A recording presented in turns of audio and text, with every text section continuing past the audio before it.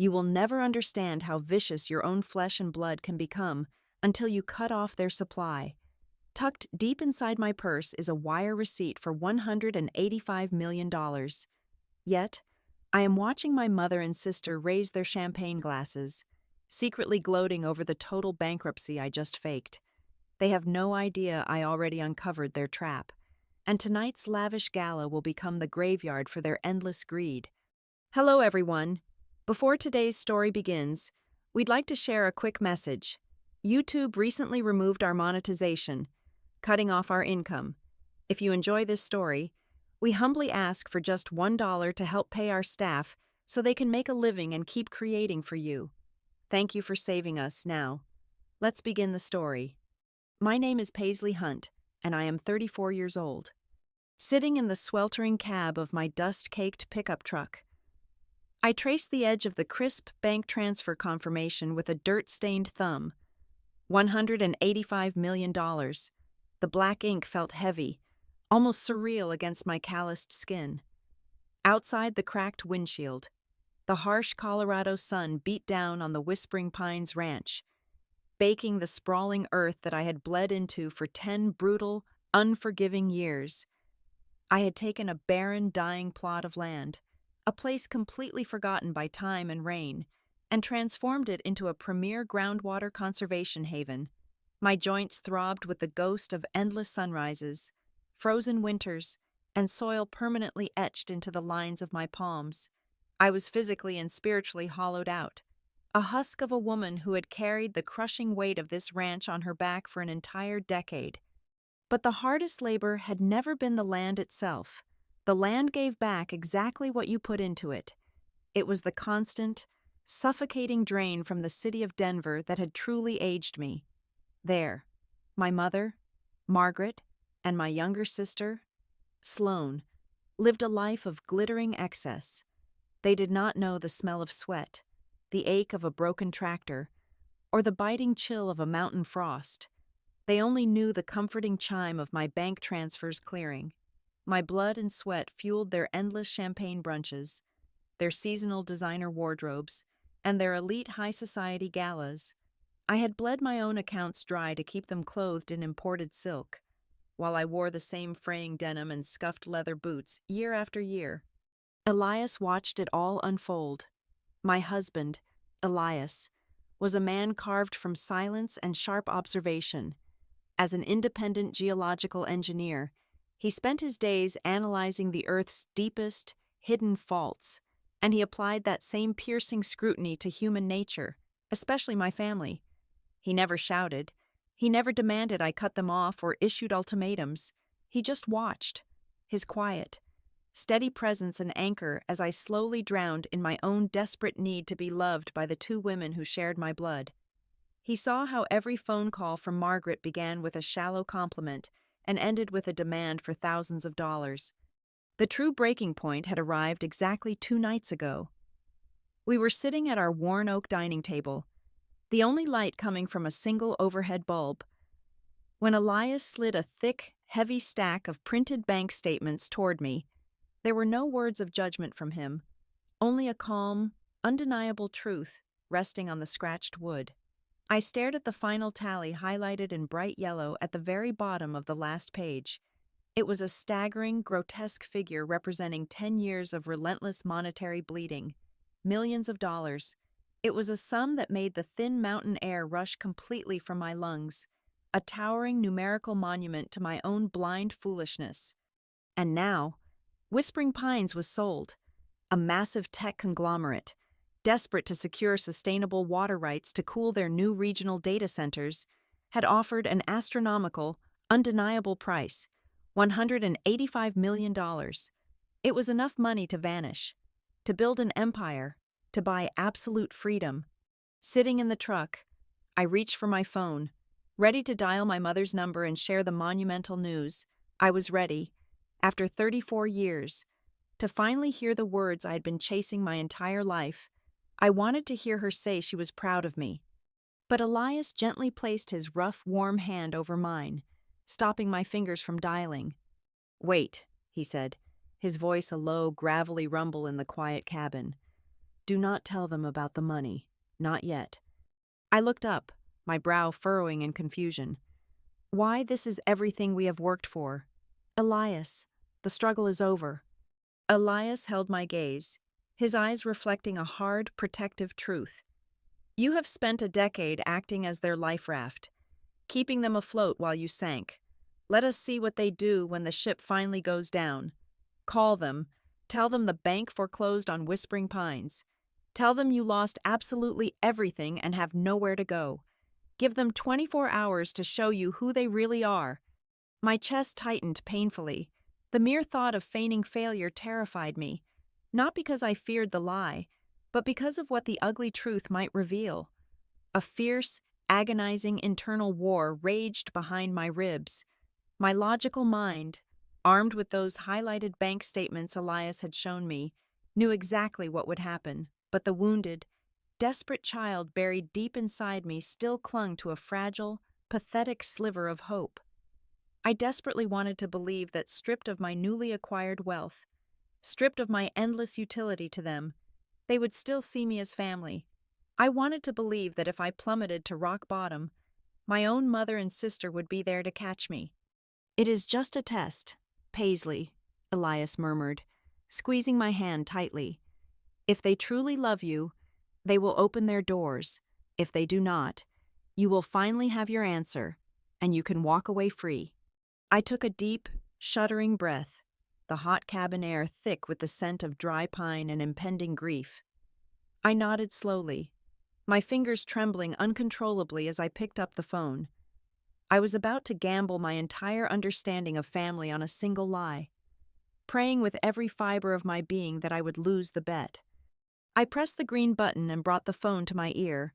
It rang 3 times before my mother answered. "Margaret speaking," she sang out, her voice dripping with practiced elegance. I forced my voice to shake, letting the genuine exhaustion bleed into my tone. "Mom," I whispered, "it is Paisley. I am ruined. The bank foreclosed on the ranch early this morning. They took absolutely everything. I have $0 left, and Elias and I have nowhere to sleep tonight." I waited, desperately hoping for a gasp, maternal panic, or an immediate demand that I drive straight to Denver. Instead, a heavy, deafening silence filled the line. I could hear the cold gears turning in her head, recalculating my net worth.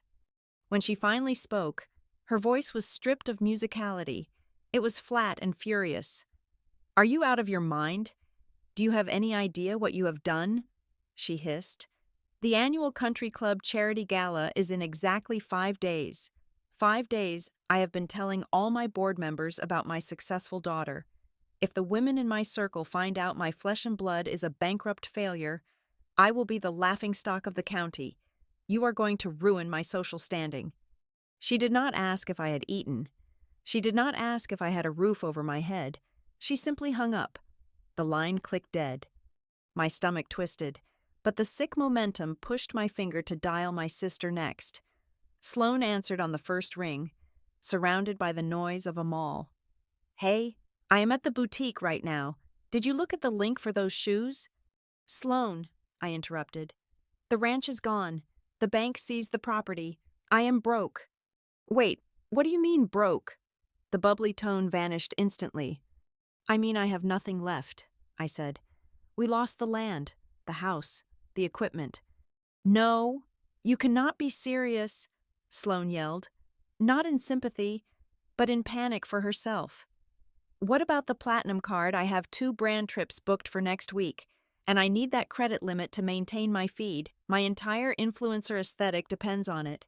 If that card declines, my career is over." "How could you be so irresponsible?" Before I could respond, a sharp beep indicated an incoming call. It was my father, Arthur. I switched over, letting Sloane's tirade drop into the void. My father rarely called me. "Dad," I asked, a lingering shard of hope vibrating weakly in my throat. "Margaret just told me the news," Arthur said. His voice was a monotone drawl, devoid of paternal concern. "You have made a massive mess of things. Paisley, you disgraced our family name. We worked very hard to build a reputation in this city." "Dad, I literally have nowhere to go, I pleaded softly. Well, figure it out, he replied coldly. And do not even think about driving down here. Your mother is far too stressed about the gala. And frankly, there are no spare rooms in the house for you. He disconnected the call. I slowly lowered the phone to my lap. The silence that followed was a physical weight pressing down on my shoulders. I sat there frozen as the sun continued to bake the rusted hood of the truck. I did not cry. There was not a single tear left in my body for these people. The painful grip of desperation that had choked my heart for 10 years suddenly loosened and evaporated. The truth was violently clear. Their love for me did not exist. It was merely a calculated transaction, priced strictly in dollars and cents. I was not a beloved daughter or a sister. I was nothing more than an automated bank vault. And now that they firmly believed the vault was empty, they had discarded the key. I turned my head and looked directly at Elias. He was still watching me, his eyes dark and steady. Slowly, the broken, subservient woman who had dialed that phone died right there in the passenger seat. In her place, a cold predator woke up. My spine straightened. The trembling in my fingers ceased entirely. They threw me away, I said, my voice eerily calm. Elias nodded exactly once. I know. I picked up the bank receipt still resting on the dashboard, folding it perfectly in half, and tucking it deep inside my purse. Margaret mentioned the charity gala is in 5 days, I stated, staring straight ahead through the windshield. I think it is time we finally make an appearance. We are going to that party. The clock was ruthlessly ticking down the exact 120 hours until the charity gala, and the air inside our farmhouse crackled with a frantic, electric energy. We had entirely converted the rustic living room into a high-stakes, makeshift war room.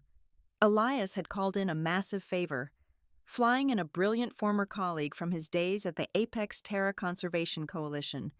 The man, a relentless and sharp financial investigator named Marcus, arrived at our doorstep carrying 3 heavy-duty laptops and a reinforced hard drive packed with military-grade forensic software. For 48 hours straight, the 3 of us barely slept a single minute. We were fueled entirely by bitter black coffee and a grim, unwavering determination to dissect the relentless barrage of legal and environmental troubles that had systematically battered my ranch over the past 24 months. I had always naively assumed my sudden string of misfortune was just a case of historically awful luck. The aggressive, unannounced soil inspections, the absurdly strict water flow audits, and the crippling penalty fees for severe violations I had never actually committed had felt like an inescapable bureaucratic nightmare.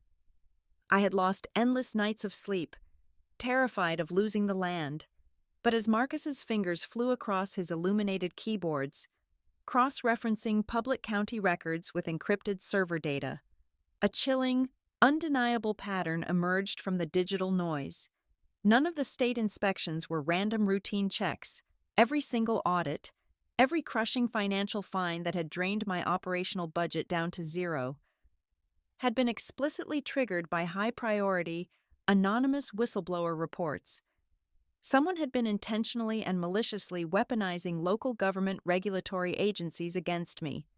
I am tracing the exact origin points of the initial complaints, Marcus muttered, his eyes glued to a scrolling cascade of green code on his left monitor. The Internet protocol addresses were bounced through a dozen international proxy servers to mask their true location, but whoever set this elaborate trap got incredibly lazy with their corporate email logins. Marcus hit the enter key with a sharp, echoing clack. I have a confirmed name. The complaints were filed by a limited liability company registered in the state of Delaware. It is a classic shell company. He swiftly pulled up the official state registry, and a name flashed across the center of the screen in bold black letters. Vance, my brother-in-law, the smug, slick-haired commercial real estate developer who had married Sloan exactly 5 years ago. My breath hitched painfully in my throat. I leaned closer to the bright monitor, my mind violently struggling to process the sheer scale of the betrayal. Elias remained perfectly still beside me, his jaw locked tight in silent fury. Marcus kept digging deeper into the network. successfully pulling up highly confidential internal memos from the shell company that had been carelessly left on an unsecured cloud backup server. The entire plot, laid out cleanly before us in black and white, was a masterclass in corporate cruelty. Vance had secretly struck an illegal, backroom deal with corrupt local zoning officials. His ultimate goal was simple and entirely ruthless: manufacture enough fabricated fines to force me into an unrecoverable financial default. Once the bank inevitably seized Whispering Pines, Vance's invisible shell company would swoop into the private foreclosure auction and purchase the sprawling land for absolute pennies on the dollar. Then, he planned to turn around and sell the pristine, unlimited groundwater extraction rights to a massive luxury resort developer for tens of millions of dollars. He was orchestrating a slow, agonizing death for my life's work, just to steal it out from under me. But the ultimate, fatal stab to the heart was yet to come. "There is more," Marcus said softly, his tone abruptly shifting from professional detachment to genuine, heavy pity. He opened a synced communications folder containing months of exported digital text threads. It was a private family group chat. The active members were Vance, Sloane, and Margaret. The thread was mockingly titled, "The Sinking Ship." I stood completely paralyzed as I read through hundreds of their casual, viciously calculated messages. Margaret had sent a message reading, "Make sure you push the county assessor hard again this week. Vance, she still has some fight left in her." Right below that, my own sister, Sloane, had replied, "I will call her tomorrow morning and cry, saying I desperately need another $20,000 for my new brand launch. Let us bleed her dry before the bank finally locks her out." They knew. They had known everything from the very beginning. They had brilliantly orchestrated every tearful phone call for money, every fabricated financial emergency, specifically to accelerate my total collapse.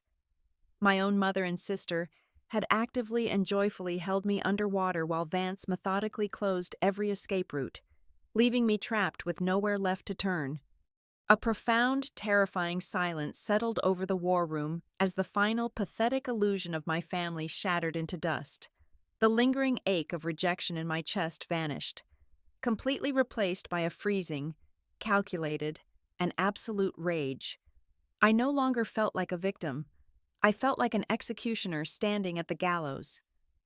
I turned away from the glowing screens, picked up my cell phone, and dialed the private, direct number of a senior corporate litigation attorney. When the lawyer answered, my voice did not shake even a fraction of an inch. "I am sending over a mountain of evidence," I said, my words crisp and lethal. "I need your legal team to prepare a comprehensive fraud and federal extortion dossier immediately. I want you to turn this upcoming weekend charity gala into an inescapable trap. When I'm finished speaking at that podium, I want every single one of them to lose absolutely everything." The heavy oak doors of the country club swung open at exactly 8 o'clock in the evening. I stepped onto the polished marble foyer with Elias right beside me, his hand resting a reassuring weight against the small of my back. The grand ballroom was a suffocating sea of designer gowns, tailored tuxedos, and the overwhelming stench of cloying, expensive perfumes mixed with roasted pheasant. This was my mother's natural habitat, a glittering ecosystem built entirely on fragile egos and predatory gossip.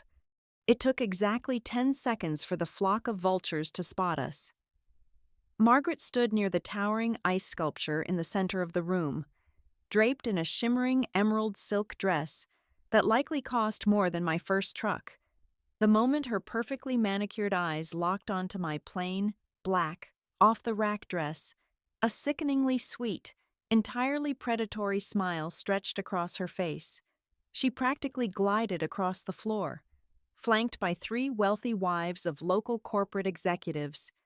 "Ah, my poor, sweet girl," Margaret cooed loudly, ensuring her voice carried over the soft jazz playing in the background. She pulled me into a rigid, airless hug. I could feel the cold diamonds of her necklace pressing into my collarbone. She turned to her wealthy audience, her eyes brimming with masterfully fabricated tears. "Ladies, this is my eldest, Paisley. I was just telling you about her terrible tragedy. The bank seized her little farm this very morning. She lost absolutely everything she spent her youth building. But as a mother, my door and my heart are always open to catch her when she falls. The sheer audacity of the lie almost made me laugh out loud. The women offered me tight, uncomfortable smiles dripping with transparent pity, while Margaret soaked up their admiration for her boundless, maternal grace. She was using my supposed financial ruin as a sparkling accessory to elevate her own charitable image. I played my part perfectly, lowering my eyes and offering a weak, defeated nod.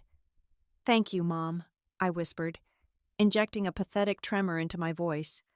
"I do not know what I would do without family." Margaret patted my cheek condescendingly and swept back into the crowd to harvest more sympathy. Elias squeezed my hand, a silent signal, across the room, near the open bar.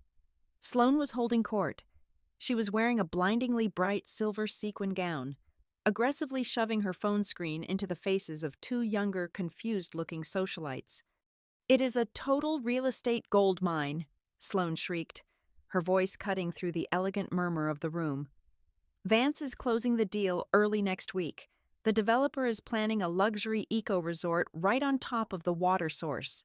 We are going to make tens of millions of dollars before taxes. I am already flying my interior design team out to Paris to pick out furniture for our new summer home."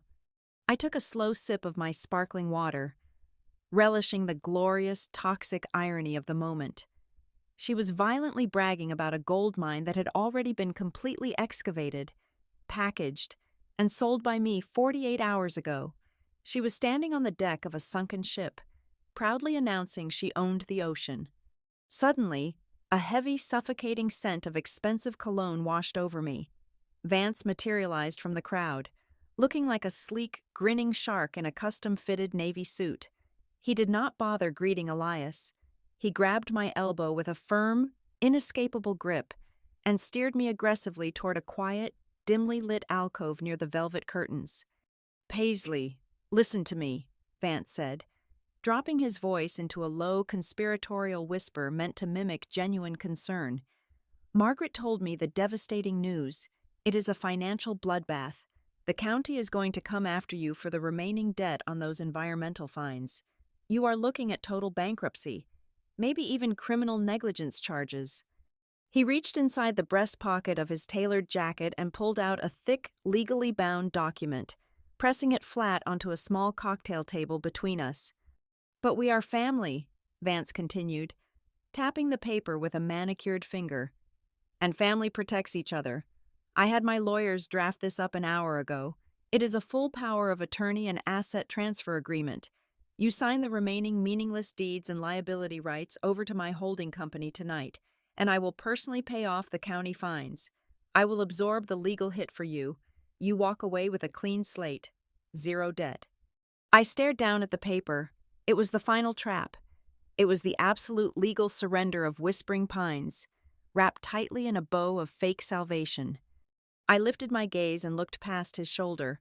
Hovering near the entrance of the alcove were the mayor of the city and three prominent commercial developers. They were gripping their Scotch glasses tightly, their eyes burning with greedy anticipation. They were Vance's silent partners in the grand theft of my life. They were all waiting for the desperate, broken rancher to sign her soul away so they could finally carve up the spoils. I looked back at Vance. His eyes were wide, practically vibrating with the thrill of the kill. He thought he had completely outsmarted me. He thought I was just a naive dirt farmer easily crushed under the weight of his corporate maneuvering. "You would really do that for me, Vance?" I asked, making sure my voice sounded small, shattered, and profoundly grateful.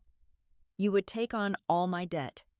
"Without a single second thought," he lied, handing me a heavy gold fountain pen. "Just sign on the bottom line. Paisley, let me save you." I slowly reached out and took the cold metal pen from his hand.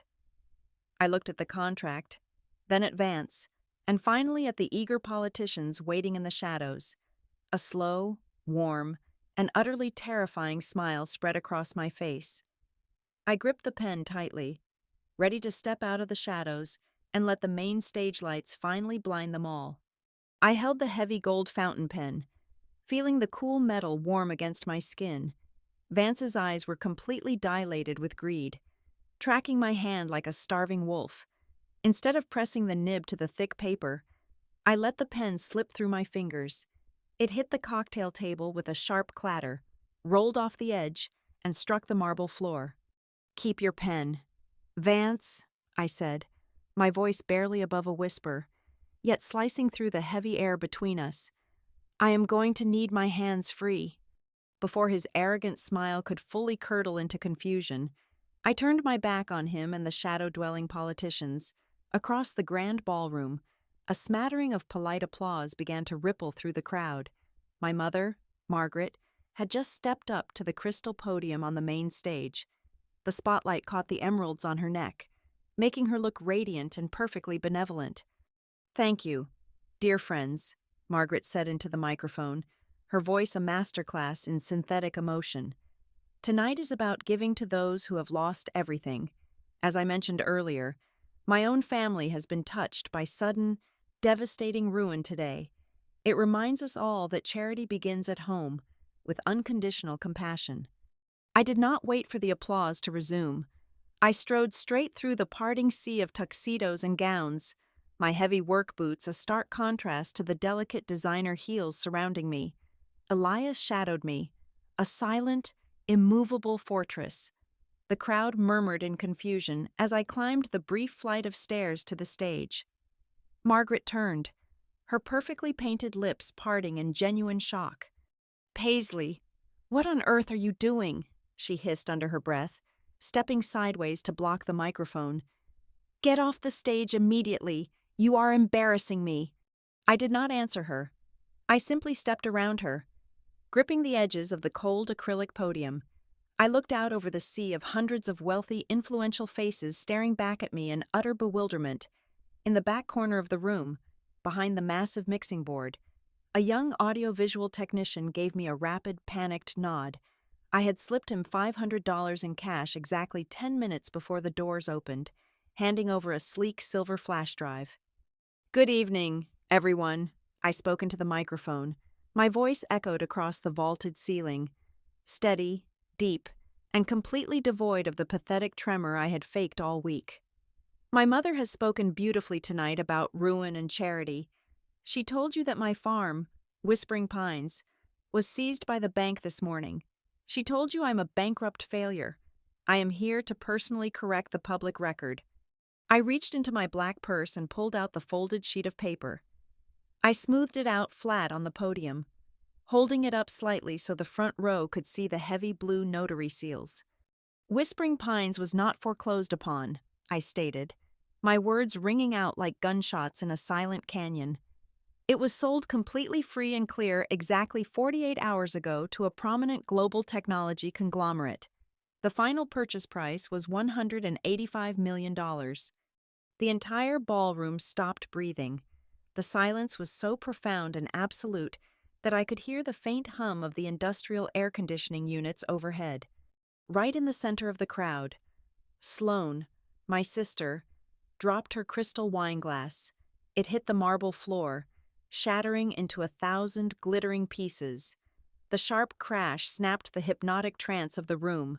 A collective, deafening gasp erupted from the elite crowd. I turned my head slightly to look at my mother. The blood had entirely drained from Margaret's face, leaving her chalky and hollow-eyed beneath her thick layer of expensive foundation. She looked like a ghost violently ripped from its grave. Near the alcove, Vance stood frozen. His jaw was slack, his sleek, shark-like demeanor entirely annihilated.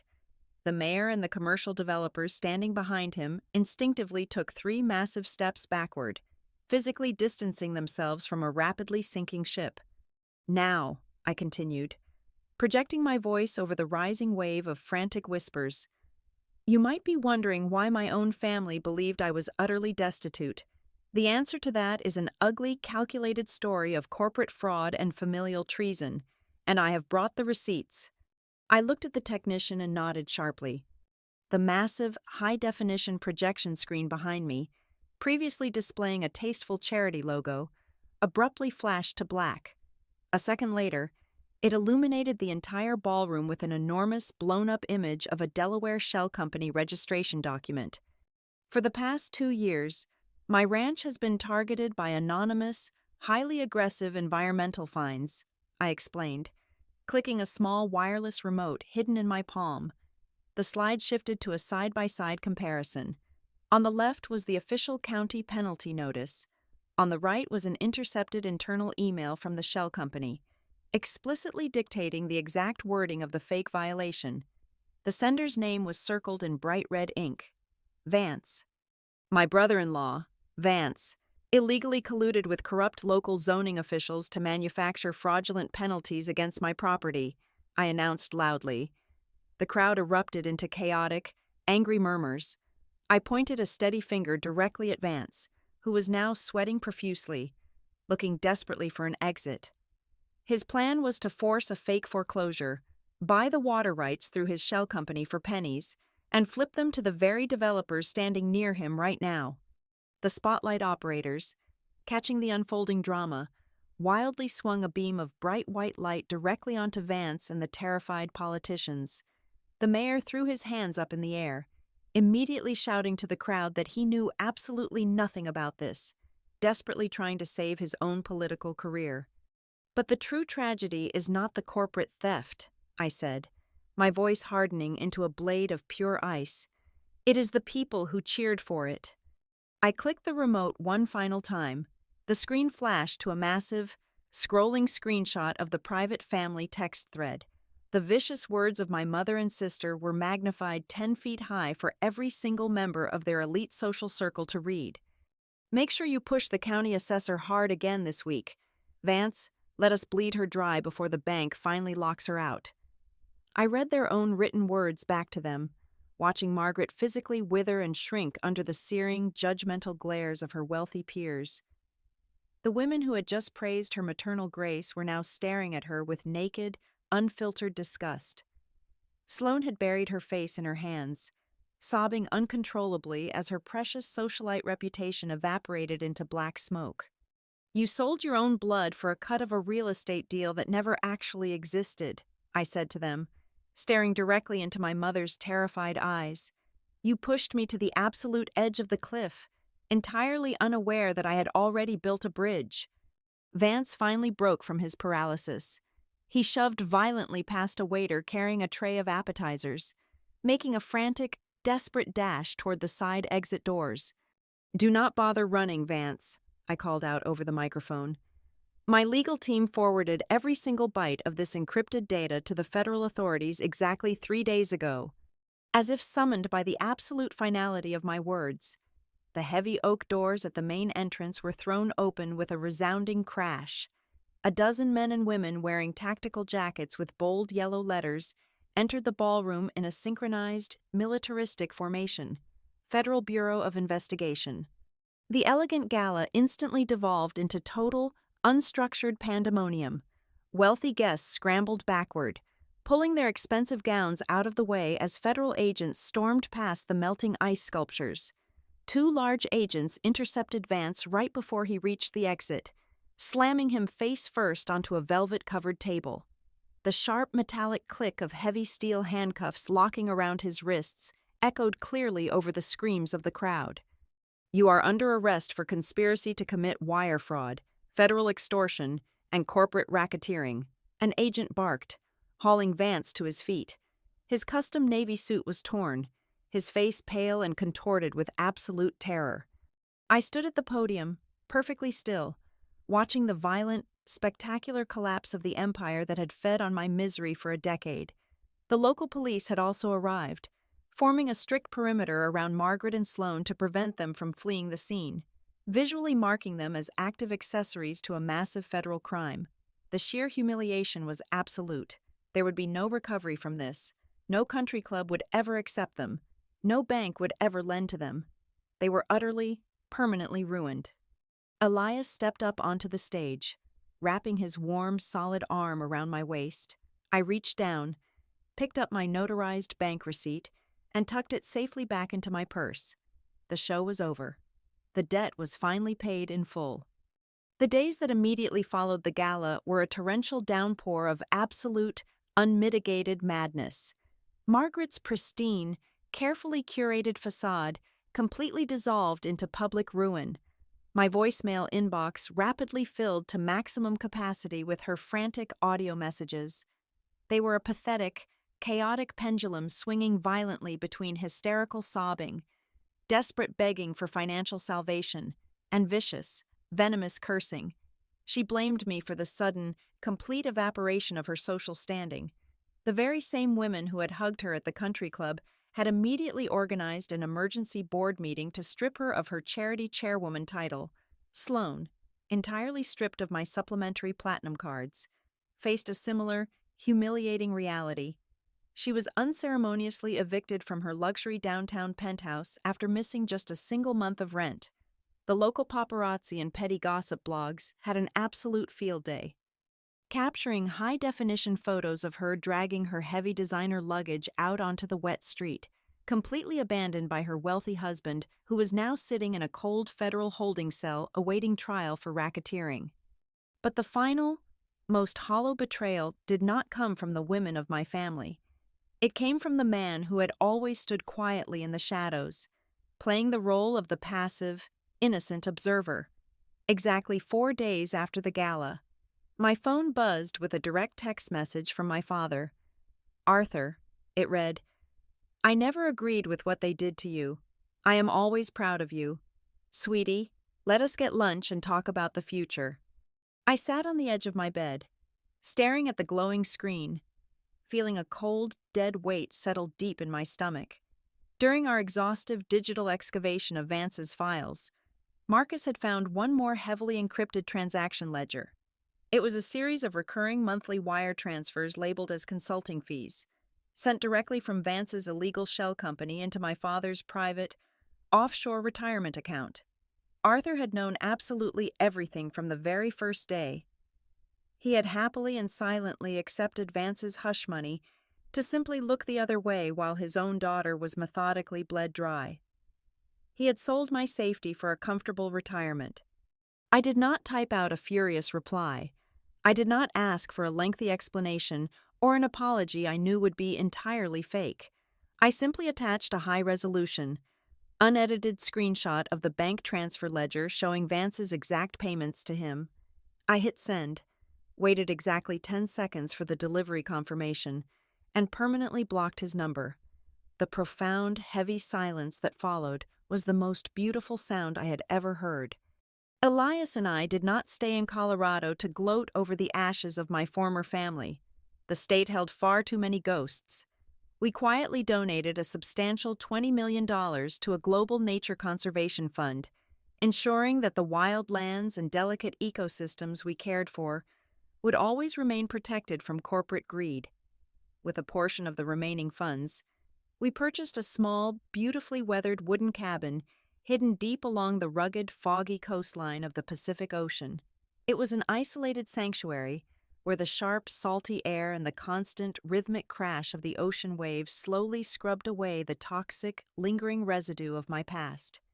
A few months later, sitting in a quiet, sunlit room overlooking the vast water, my new therapist shared a profound observation that finally settled the raging storm in my mind.